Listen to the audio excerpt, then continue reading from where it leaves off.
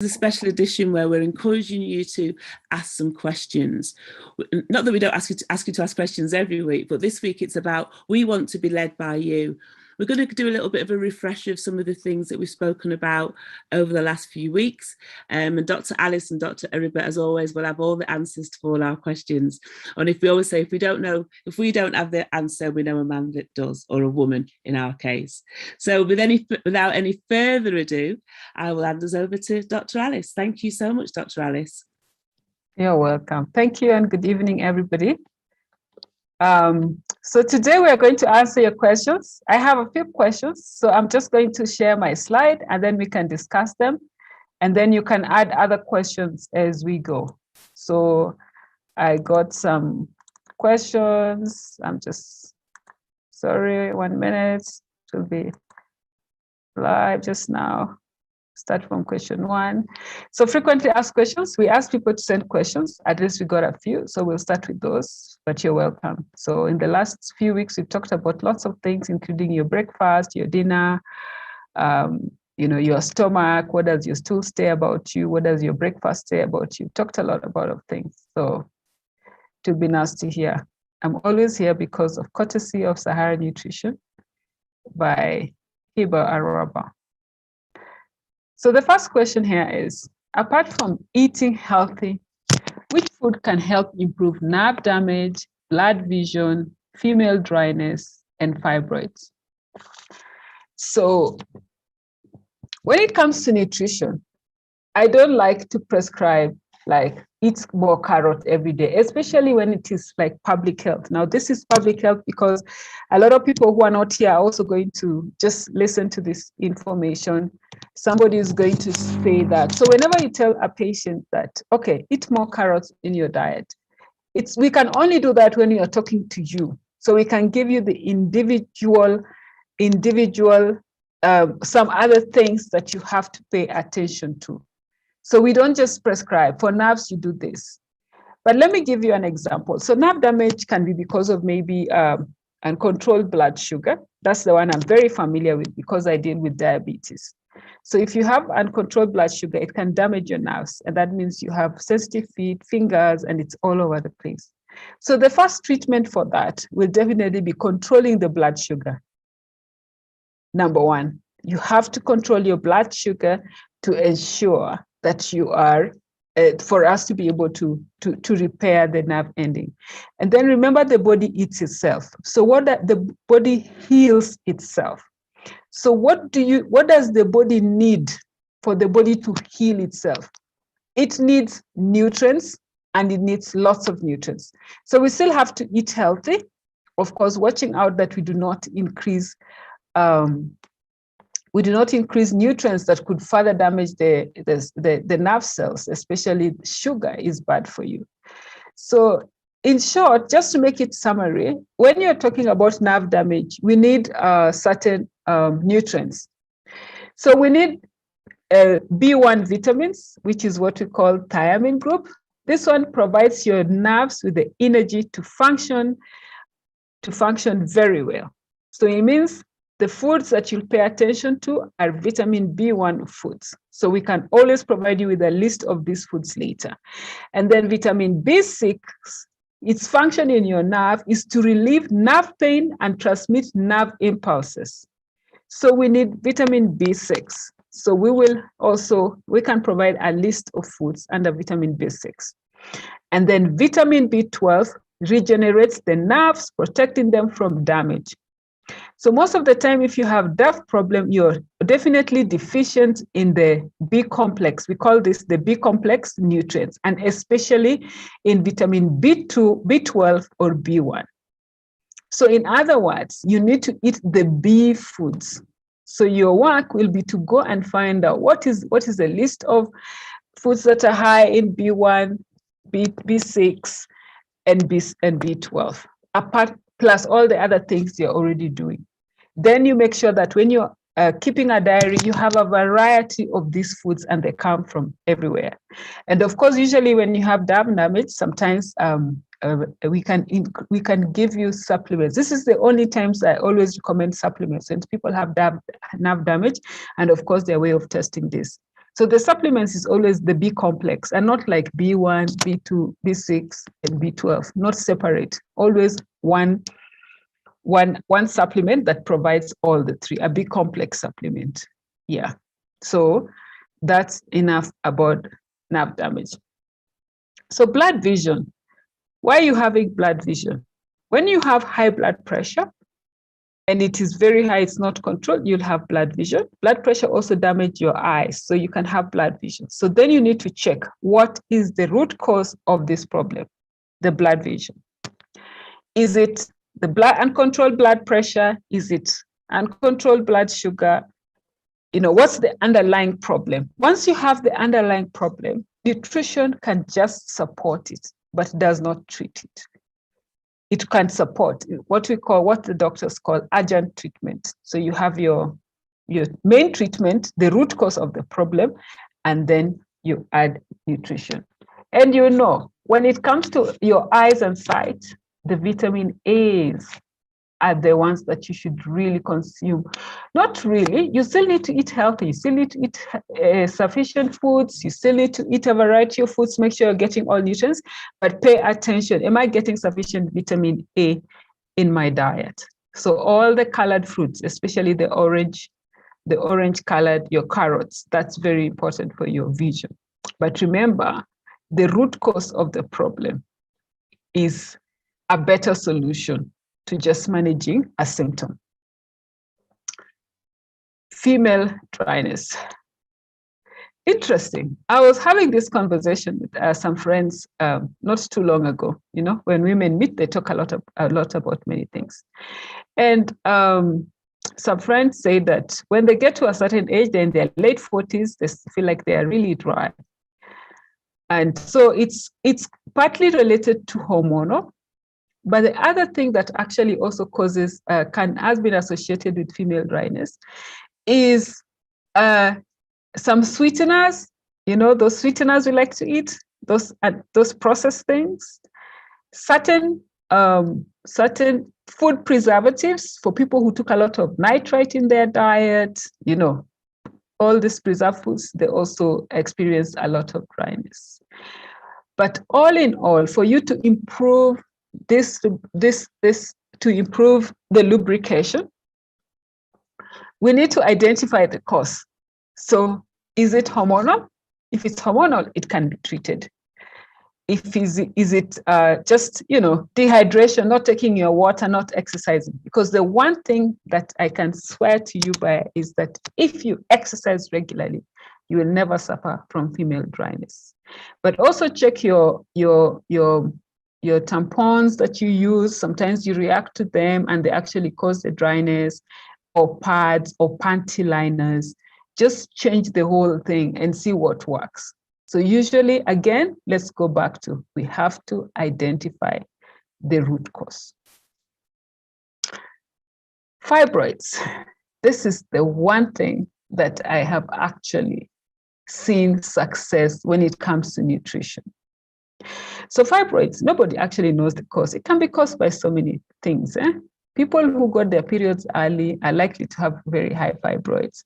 Some people don't have fibroids. Some people have fibroids. So it's really, there is no cause. But right now, the prevalence of fibroid is high, and ovarian cyst, and of course, the talk is lifestyle. But I've seen fibroids fibroids and period cramps. I've seen them respond to nutrition very, very much. And so it's the same thing. Some patients I've dealt with, remove any form of processed foods in your diet. And then most of them, I made them vegetarians, because if you let them to still eat meat and all those chicken, and the access of the only access they have is only processed meat, processed chicken, or this chicken that has gone through production lines that already have some already has some chemicals, some antibiotics, and some stabilizers and steroids that get their system into the food. So I make them vegetarians, and I actually treat them like I'm treating a cancer patient. and a lot of them have responded very well. So if you have fibroids, you want to be my patient. If you do, as I say, I can promise some success. But that is the success I've had. I literally just, because you get women coming, okay, I want to get children. I'm in this age, I'm fertile, the clock is ticking, my fibroids are high. Not all of them have been successful, but very few have been successful. And the ones which were successful were very successful. The gynecologist was like, oh, what magic are you practicing? Not magic, just your diet. So you can shrink fibroids naturally. Okay, then we have, oh, Karen, am I good on time? Yeah, yes. You can speak for as long as you like tonight. Real good, yeah. So can the fluoride found in water affect us? Yes, it does affect us. And I see fluoride there in some, like even just in Kenya, there's some areas where there are very high fluoride levels. And so the water that comes from that community, like in the rivers or the water they use, is very corrosive. So it's corrosive to your dental health, and it is corrosive to, they also get discolored teeth a lot. So you can just tell people from this area it's high fluoride. So it discolors teeth. So to be honest, I didn't have time to do research. I do not know if dropping lime or lemon helps to neutralize the water. That I don't know, but if the person who asked this question knows the answer, we would be happy to also learn from you. But we can always just find out more, and we can just post it in one of the sessions. Yes, but yes, it does affect I know for sure it does affect your teeth. Okay, question 4. Do children above age 2 really need to be consuming milk if they're able to eat adult healthy meals? So children, they are still growing and their calcium needs are very high. Your calcium needs are high until you're like 30 something. When you have developed your bone structure and bone density to the maximum. So I really like this question, because what I find is that a lot of mothers, they give milk and a lot of milk. And so milk becomes the main diet. And if you have terrible twos who don't eat properly, then all they're consuming is milk, and that's not sufficient. So how I deal with some of my clients, I actually remove the milk from their diet so that the mother can be a bit more creative. And when she's been creative with getting the child to eat all the meals, then I put the milk back. So milk should not be part of a huge meal, but a child having a glass or 2 a day is very good for their growth and development, as long as they're meeting all the other nutrients. But if it is the main diet, then we have a problem, because then they're not getting sufficient nutrients from all the other foods. So in short, yes, they still need to consume milk, like you and me. Yeah. So this is an interesting question. White, pink, black salt, has any got more health benefits than the other? So what's really the benefits of salt? Salt provides sodium and chloride, and these are very important in kidney function. They also help with your to regulate your blood pressure, and so these they're important in your diet. But you all still get your sodium and all those your sodium and chloride and other minerals from just eating your food, your natural food. You get them. So sometimes you don't have to add salt in your food. But white salt in many countries, a lot of people don't get sufficient iodine in their diet. So then the white salt is iodized so that a huge population can get iodine to be able to meet their iodine requirements. So in that case, then it is healthier to eat the white salt because it is iodized and you need your iron, and the others are not iodized. But salt, it has very little nutrition value, if I may say, because what you find in salt, you will also find in other foods. So we eat salt just because we need it for taste, but you can also do without it. The pink salt is the Himalayan salt, which people say that they have so many benefits. But when it comes to this, then we look at the population there, how they use the salt. But salt is also used for many other things. So if you read about pink salt and where it comes from, and then black salt and where it comes from, it's used for skin, it's used for, scrubbing. So people have very smooth skins. And so that's what I have to say about it. But I also learn a lot from my clients. So please let us know if you have more information about black and pink salt that we need to know about. I can see the questions coming in like crazy. Eh? So then we have another question. White, brown sugar, coconut sugar, has any got more health benefits than the other? So the white sugar is the white table sugar that you use. Of course, it's very processed. And what happens when you take sugar, it raises your blood sugar, like literally your blood sugar goes up. And so people who are diabetic, hypertensive, overweight people who are likely to become diabetic in the future. And me and you who needs to prevent weight gain, so prevent obesity and prevent diabetes, we need to stay away from white sugar as much as possible. So not good.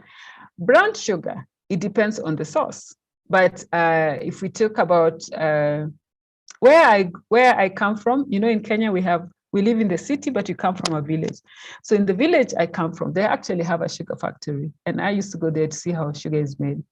So the brown sugar comes from the molasses before it is processed. So it's actually got some nutrients. So it has magnesium, it has some chloride.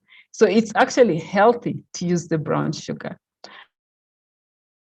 Because, it changes the flavor of your tea or coffee. No, it doesn't matter. It's a lot healthier. So if you eat sugar, then eat the molasses. Absorption and all these things, it's just how much do you eat? How much do you take? So you can take white sugar once in a while. If you take a teaspoon or 2 or 3, that's okay. But if you take more than that, that's too much.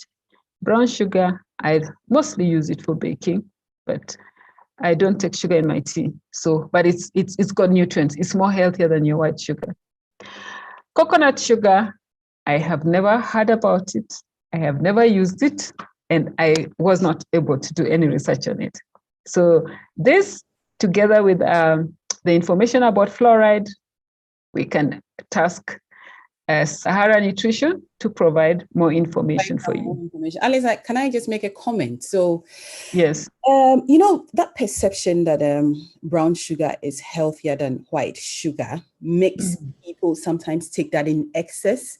Can you comment on its effect on blood glucose?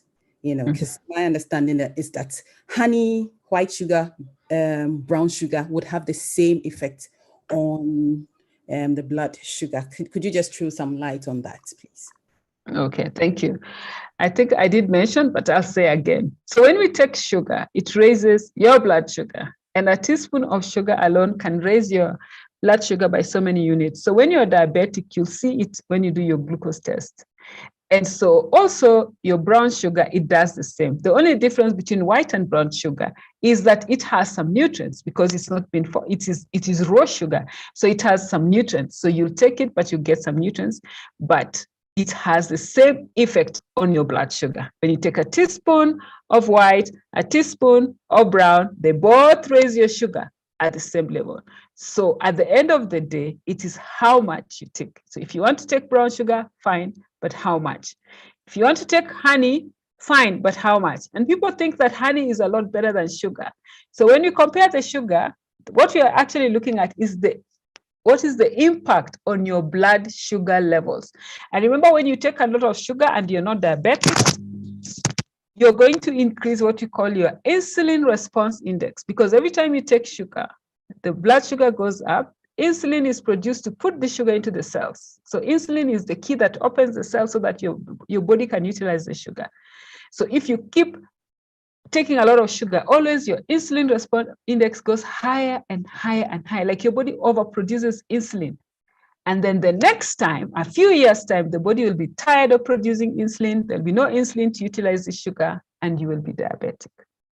In fact, the first study that showed that taking a lot of sugar can cause diabetes was done in the UK a few years ago. They just looked at people who took Coca-Cola or many sodas, a day and added sugar, and they should. These people live long enough to be diabetic. So I think I've emphasized enough. Portion size matters. Thank you. Yeah.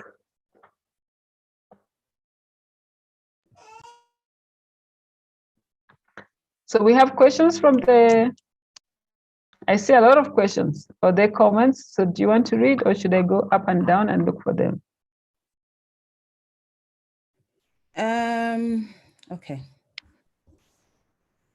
Is what you eat feeding illness or fighting disease? Most of them are comments, to be honest. What's the benefit of honey? I think you've answered a lot of them. I don't know. I can't see anything here. Karen, do you see anything we haven't addressed? No, but I wanted to talk a little bit. I did a little bit of reading, just as you were saying, about the coconut sugar, and it's said. I mean, don't quote me on this, but it's just what I'm reading. Is that coconut sugar contains healthy fats that are known to prevent high cholesterol and heart disease. Inulin is a type of dietary fiber that helps keep your gut healthy, and it prevents colon cancer, and then it helps to balance your blood sugar. So I think that's why people have been encouraged, and that's why we can see more of it now on the market or in the shops than we would do ordinarily. Because I think there's an increase for people to move over from the white processed sugar and also brown sugar. So alternatives to, and I used to say alternatives to sugar, a different type of sugar is now encouraged, and coconut is one of those. I do a lot of baking, and I've recently started trying to look for alternatives, thanks to you, Alice and Hibba. I'm looking for alternatives all the time, and I actually have this in my cupboard now. And I can't say that it's impacted on the taste. I don't know the calorific value of, value, but I feel that I'm doing something healthier than using all the white sugar and sugar that I normally use. But okay, can I say something, Karen? I think you forget something. Do you remember when you were talking about food preservatives? And so when we go for the alternative, what are we actually going for? We're adding something that's processed. The processed versions, So why can't we just eat coconut whole? The minute they have taken this coconut, put it apart, extracted sugar, extracted a product, they have interfered with nature. It's no longer healthy. So the same way we fight to protect nature. I mean, there are so many nature lovers, especially in the UK. I love them. They love animals. But when it comes to food, we do not maintain that same spirit. So the minute you take the coconut, tear it apart, extract this, it's no longer natural. It's not whole. You're going to have to use some chemicals to put it in the shelf so it can stay in the shelf for long. And so they've used some preservatives and many other things, and you have lost lots of nutrients along the way. So when you start looking for alternatives, I'm gonna have to stop making cakes. That's really. No, you know what? There is nothing wrong with making your cake using the normal sugar and having a small portion of your cake. That's right. So it's portion control, because then you're not eating anything. And by the way, when already it is refined, they've already used this preservatives to preserve it, and then you're putting it in the oven, 180 degrees centigrade. What is it doing? What is it doing? What is the effect of heat on this preservative? That's even more deadly combination. Yeah. So just use your normal sugar, but just maybe use less of it so the cake is not so sweet. It's not death by chocolate, And then eat a small portion of your cake. Hiba will tell you, I like to bake. I cook, I bake, and I will have dessert every other day. I will bake and have it, but I always have a small portion. I run, I exercise, I sleep. I can get away with a piece of cake, man. I love myself. So I use the normal sugar, brown sugar especially. So just do that, but the quantities matter. I think one of the things that the last few weeks especially has taught us is that you know, in this quest to be healthy, that actually we're unhealthy. We've got a lot of unhealthy habits. I think the conversation that we had about, when you're talking about preservatives there, and when you were talking about the use of vitamin tablets and all those things that we take, thinking that we're doing, you know, that they're healthy, you know, they're healthy for us, and actually they're not, you know. So I think that was a really interesting conversation about sort of how those tablets and juices and all those things are all being made and being preserved and all the rest of it, and actually the natural way of getting those vitamins is the best way, you know. It is the best I way, cleared my cupboard apart from the coconut the coconut sugar. I always stay away from those aisles because the products look good, they make sense to use it, they are nicely packaged, but what's it going to do to my health? So because I'm always talking about nutrition, so maybe I'm a little bit more conscious about it. Just I was like, somebody's marketing, what's new? Oh, this is new. And then I listen and I'm like, it's not natural. Yeah. Then I said, thank you, darling. I will avoid that because we can make use of them. It's so easy. I think one of the messages that I would love people to take home from this is that we are bombarded by so many different things on social media, on the television. Take this for your hair, take this for your nails, take this for your diabetes. There's just so many different things. But actually what you've been teaching us, Alice and Iba, is that, you know, if we eat healthy, if we eat good, and I keep saying fresh, good food, if we drink pure water, not the water with something in it, that if we do these simple measures, that actually that's our best medicine. And I've really taken that on board. And whereas, I mean, I've literally got a drawer full of vitamin tablets, you know, literally all these different vitamins that I was taking, because I thought I need to keep well, I need to keep my meat, all these different things. And just by now looking at my plate, and saying, have I got a bit of orange? Have I got a bit of green? Because I like colours, me. So I tried to make my plate so much more colourful, remembering that these different, you know, colours means, you know, gives me a little bit of a different, you know, vitamin or mineral that's needed in my body. So I think that was a really interesting, again, another really interesting and wonderful message that you've shared with us over the last few weeks. I like that. And maybe I just add something about vitamins. I think we talked about it, but I don't know if I did mention this. You know, like a few years back, I used to be a lot on television. So it's like, I was like maybe the only nutritionist here, you know, so if there was a problem, the doctor called me. Why is this happening? So we had cases where a patient, she was not able to respond to anesthesia. And so she was taken to theater. She has a surgery. Fortunately, it was not emergency surgery, but she needed the surgery and she could not respond to anesthesia. And so they were shocked. Like, so took the patient back to the ward. What are you taking? You know, what do you do? And then the doctor said, you have to tell me everything you're taking, any diet, any vitamins, everything. Because for, I think a long time ago, the doctors don't used to take over. What are you taking any vitamins? No, it's what are you taking for your medication? And so they found that this lady was taking all those things you're saying, something for the hair, something for the nail, like so many mineral supplements separately. And mineral supplements are the most dangerous to take, especially when you're taking, you know, zinc on its own. You're taking different things. And so the doctor decided this is what has brought the complication. And the doctor was so angry. And the doctor picked the phone and called me. Alice, what are you doing? You should educate people to eat healthy. They are busy eating this, taking these vitamins. And then multi-level marketing for vitamins is very popular. So the person who prescribed these vitamins is really never a dietitian or a health professional. It's somebody in level marketing. And that's really dangerous. So then the patient had to stay maybe another 2-3 months before they could go back for surgery. Now imagine if it was a fatal surgery, you know. Another case was a patient who was taking a lot of calcium. Calcium, they've been told, take calcium, you know. You need calcium for your bones. So she was taking calcium. Unfortunately for her, she ended up having a thyroid problem. And so they took her to theater to go and do surgery on the thyroid. But guess what? it was just a mass of something which they checked, and it was calcium. I mean, it's rare, it doesn't happen, but it ended up on her thyroid. So they go in and they find this mass, and it is, calcium. I mean, the doctor was so angry, So many things happen.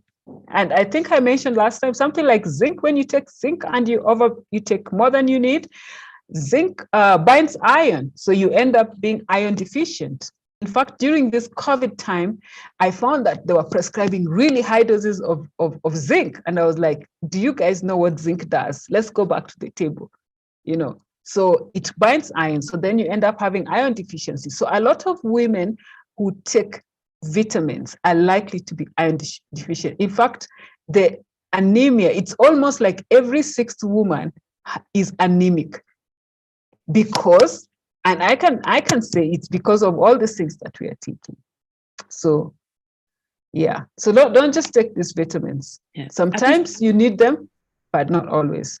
I think I'm going to clarify something Faye wrote in the box, is that, we want to make sure that we're not telling people not to take no vitamins. I think it's an excess of vitamins is what we're saying. Excess. And of course, we are encouraged to take our vitamin D. So we just want to really make sure that we get that across, and there's no misunderstanding there, because vitamin D, as we know, we don't get sufficient. So we do need to have a top up there. And that obviously has its many, many health benefits. I know that my nails are growing and my hair is feeling thicker because I'm taking my vitamin D. Yeah. Okay, so what was the question? So that was just a comment that we were talking about. Faye, as we mentioned just before we came on air, was about the endometriosis. I can't say it. Endometriosis diet. And I mean, you talked about fibroids and how the change of diet can make a massive impact on people that suffer with fibroids. And I guess what the doctor said on Saturday was that, changing one's diet can also make a massive difference with endometriosis as well. So so thanks, Faye. I can't say that we talked about fibroids a little earlier, but with endometriosis, I can't say that there is exactly a diet for endometriosis. And then when it comes to endometriosis, it comes in stages, like stage 1, stage 2, stage 3, So when it's the early stages, diet does make a difference, because when you have endometriosis, there's also a lot of pain. And it's not just diet, it's also your exercise, your total lifestyle. So for people with endometriosis, we'll go back to total lifestyle change. Let's start. What are you doing? What are you doing with your diet? What are you doing with your sleeping? What are you doing with your water? What type of foods are you eating? Are you eating natural food? Are you eating processed foods? Are you eating refined foods? And then we completely need to change their diet so that we put them on a healthy diet, usually very rich in vegetables and fruits, and natural. Because when you eat, when you're sick, you're given a painkiller, that's one. You're given something else, nerve, relaxant, something you get a lot of. But when you eat food in your diet, it gives you so many other nutrients, get your vitamins, get your minerals, get your enzymes, you get different things at a go that helps. And the body heals itself as long as you give it what it needs. Sometimes, of course, because of imperfection, you can not always get everything, but it does help. When you guys were talking, and I think he was talking about nutrition, I was thinking about how I work with the physicians and how sometimes they write notes, rule out, like do this blood test so you can rule out this condition and rule out this condition.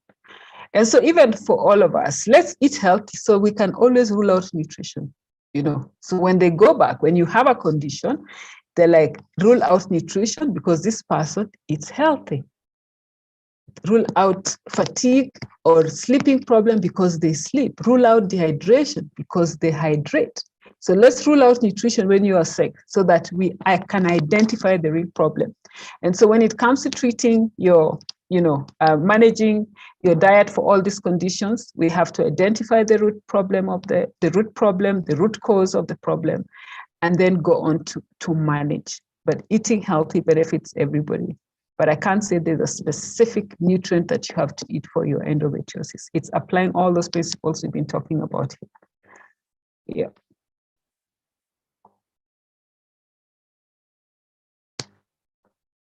Thank you very much, Alice. That was a great answer.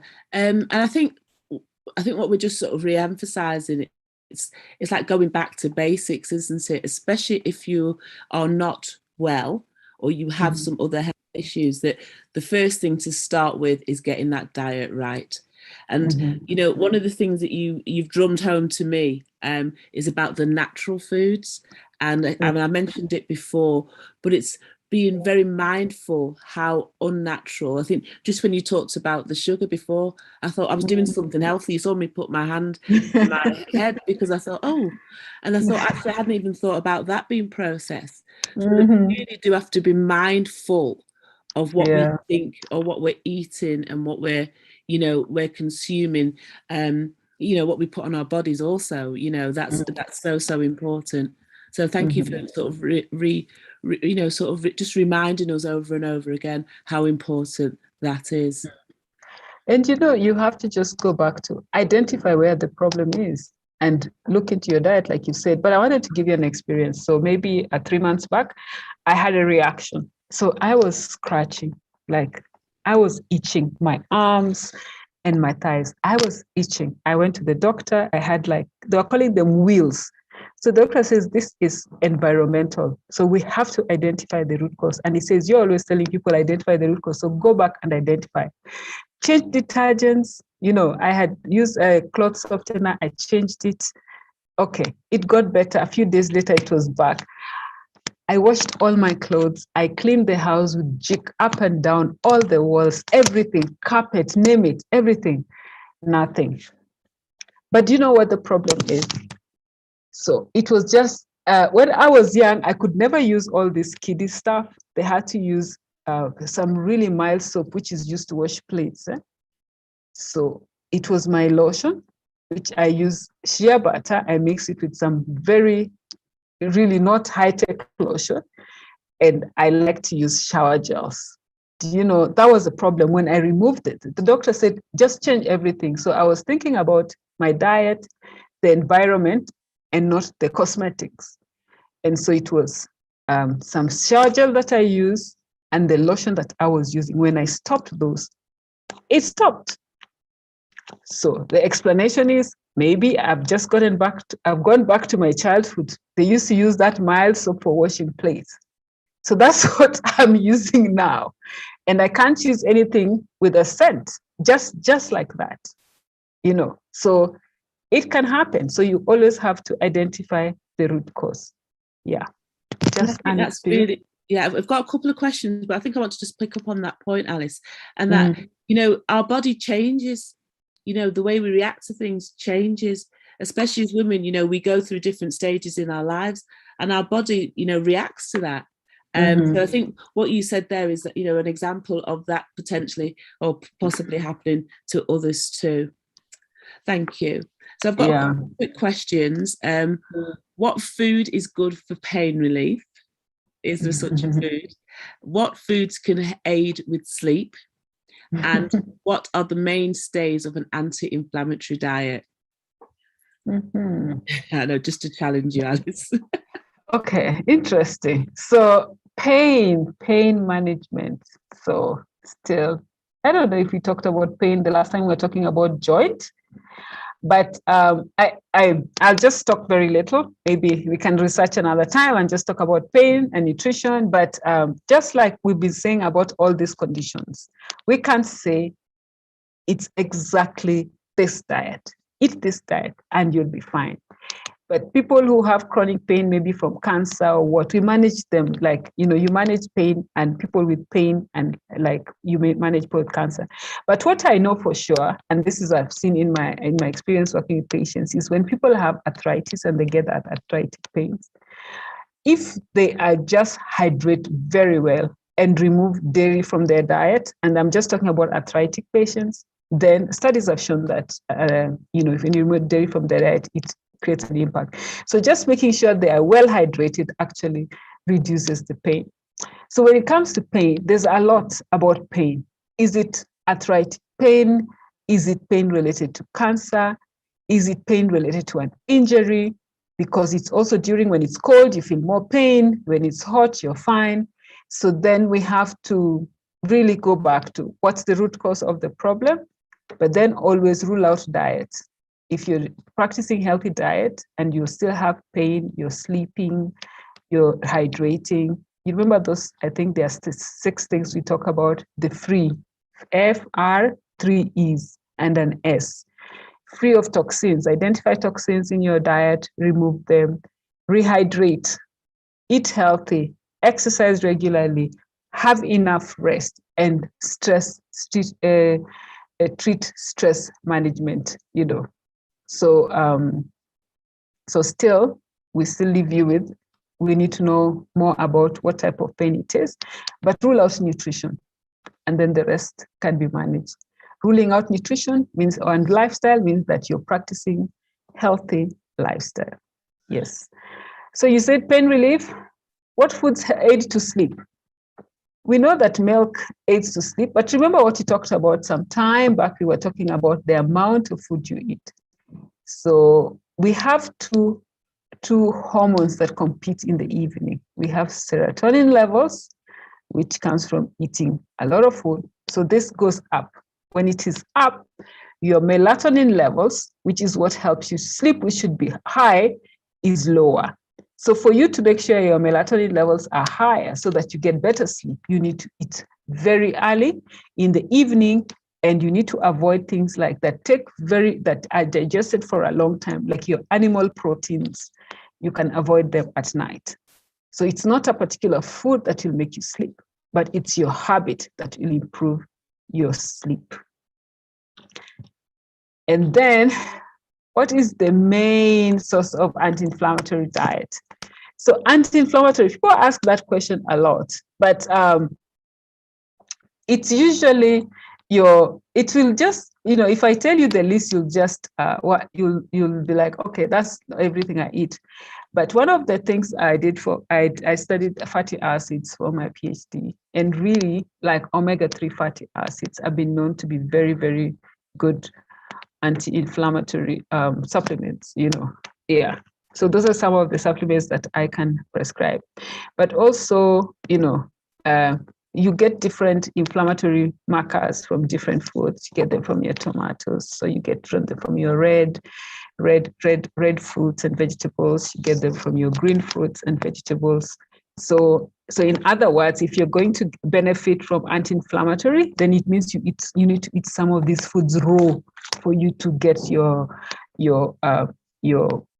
enzymes, and also to get your anti-inflammatory dose. So during the week, always make sure you eat some raw foods, raw vegetables, different types of different colors, then you get your inflammatory. I hope that's sufficient for now, but that can also be just a whole topic, by the way. Yeah. Okay, so we've got one more question and then we're going to come to a close. So thank you so much, Alice. So the last question is from Faye, and Faye says, research by the British Heart Foundation shows that beetroot is good for blood pressure reduction. Can you give a view on this? So I don't know if Faye was here at the beginning, but I don't know. Let me just repeat what I said. In public health, I should not stand in a room and tell people, hundreds and thousands of people, that beetroot is good for your blood pressure. What is the layperson going to do? They will take beetroot and take beetroot and take beetroot and forget the other foods. So when it comes to nutrition and public health and health promotion principles, there is no one food that is going to improve your blood pressure. Just remember, if you're eating meat at night, for example, your blood pressure will be high because that amino acids increases your glomerular filtration rate, and your blood pressure will be high at night. So whether you eat beetroot or not, it's going to be high. So for me, in my working in the nutrition for the last 20-something years, I do not say things like that in public. But if you want to sit down with me and have a specific question, then I can tell you what the benefits in beetroot. And if it's something you don't include in your diet, just include it in your diet. It's beneficial for a lot of things. I am a lover of beetroot. And I got so many spices. I got so many recipes for just beetroot. But it's just part of my healthy diet. So I would not recommend that if you're hypertensive, just eat beetroot. No, you need to do all the other things. And then just add beetroot, current color to your food. Thank you so much. I'm laughing because I've actually got a recipe of a cake with beetroot in it. So we can still have healthy cakes with beetroot. I want to say a massive thank you to you because it's been a great session where we've been able to sort of recap on some of the work that we've done over the last few weeks, really. And I think it's been nice to answer some of those little questions that may not have been answered. I mean, we've had quite a few questions coming through. So we hope that we've been able to clarify those unanswered questions throughout the session.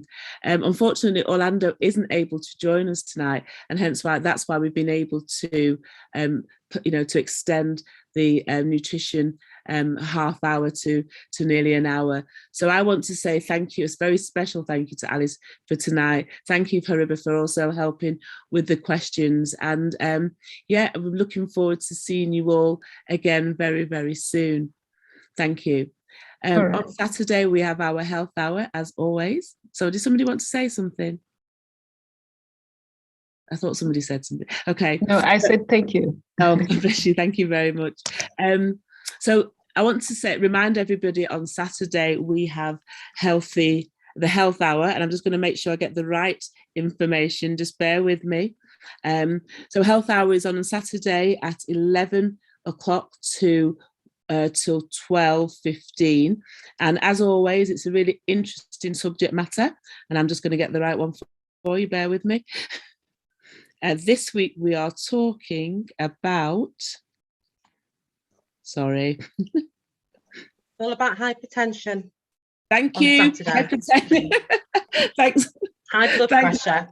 High blood pressure, which is a really important topic, as a subject matter for us to be. Oh, sorry. Elizabeth, we lost Karen.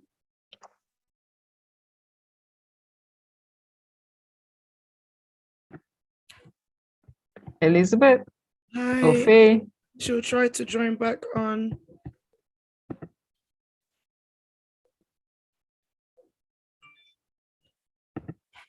Yeah, I think just adding on to what Karen has said, this week's health hour will be focused on hypertension and high blood pressure.